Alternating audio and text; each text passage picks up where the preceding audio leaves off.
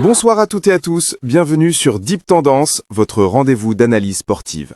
Ce soir, retour sur un match clé pour le FC Barcelone, victoire 2-1 face à Girona ce samedi 18 octobre 2025.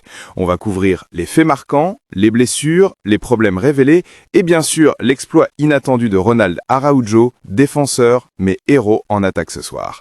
Accrochez-vous, on y va. Oui, Georges. Commençons par le résultat brut. Barça 2, Girona 1, but Pedri pour Barcelone très tôt, puis égalisation de Axel Witsel pour Girona via bicyclette, et finalement Araujo qui donne la victoire à la 93e minute. Un scénario dramatique parfait pour un derby catalan. 1. Les forces du Barça et le bon moment. Le but de Pedri dès la 13e minute, très bon signe pour la confiance. Le fait que Barcelone ait su tenir le coup malgré un moment difficile après l'égalisation. Le placement des joueurs jeunes, la capacité à trouver des options tardives.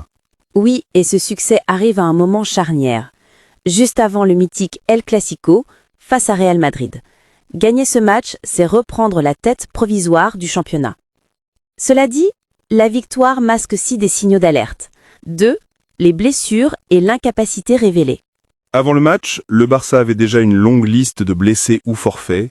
Marc-André Ter Stegen, gardien, Gavi, Ferran Torres, Robert Lewandowski, Rafinha, Dani Olmo.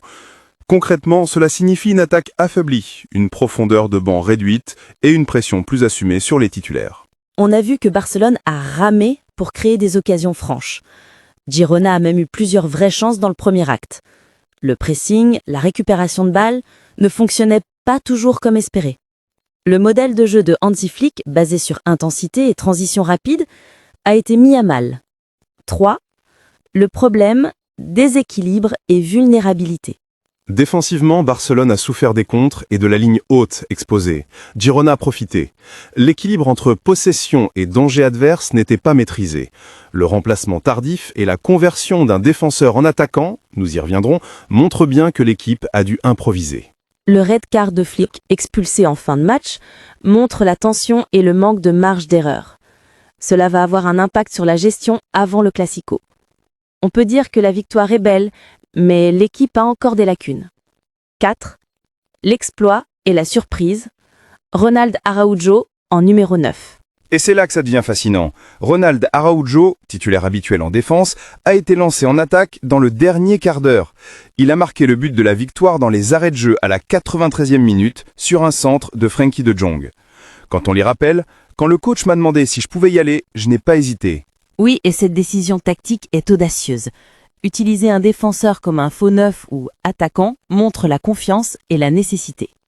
C'est un exploit à la fois personnel pour Araujo et collectif. L'équipe s'appuie sur des profils non habituels pour gagner. Cela pourrait être une solution jusqu'au retour des blessés ou une arme surprise. On retiendra aussi que ce but renforce le mental du groupe, gagner malgré les difficultés avec des ressources internes. 5. En conclusion et perspective.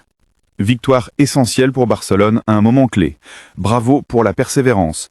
Mais attention, la fragilité est là. Blessures, déséquilibre, dépendance à des coups de théâtre. Le Clasico arrive, cette équipe devra montrer davantage de maîtrise. Et l'exploit d'Araujo mérite d'être savouré, mais ne doit pas masquer les zones d'ombre. Les prochains matchs révéleront si cette victoire est un tournant ou un feu de paille. C'était Deep Tendance, merci de nous avoir écoutés. Si vous avez aimé cet épisode, n'oubliez pas de liker, de partager et de vous abonner. Commentez. Pour vous, la décision d'Araujo en attaque, bonne idée ou symptôme d'un problème ?